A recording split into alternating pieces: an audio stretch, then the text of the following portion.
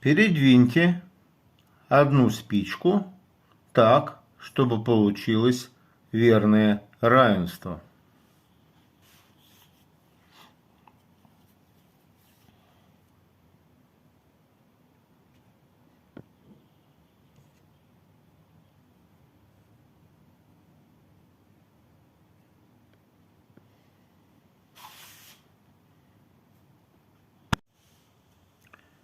Передвиньте 3 спички так, чтобы получилось 4 равных квадрата.